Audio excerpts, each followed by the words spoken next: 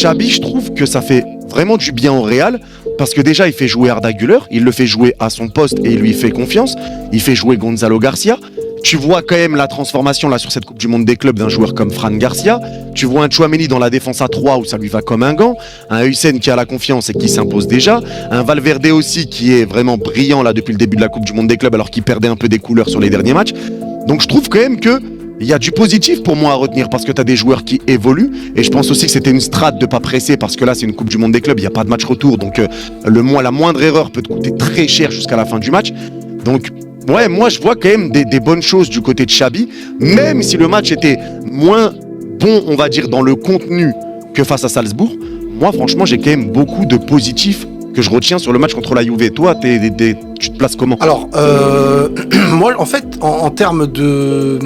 Moi, en fait, ce qui m'intéresse, c'est de voir un système de jeu qui est mis en place et qui évolue, donc dans une transition où on comprend ce qui se passe, on évolue. Et ce qu'il faut comprendre, c'est que Salzbourg, ce n'est pas la Juve aussi, forcément. Donc, l'aisance que tu vas avoir en t'amusant contre Salzbourg, il y a des choses qui vont être différentes.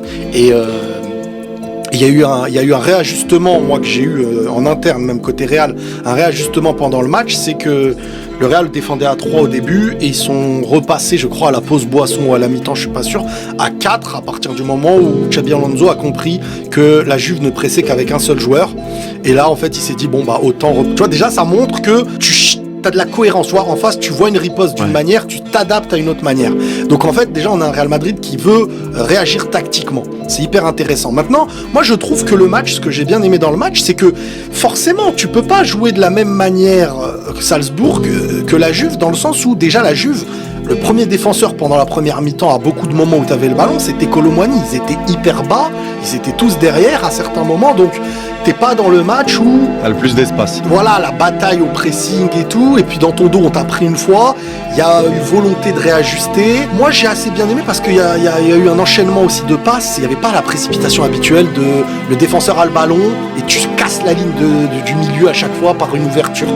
T'essayes de renouveler les passes, t'essayes d'avoir la possession, et en début de match, tu vois ce Real.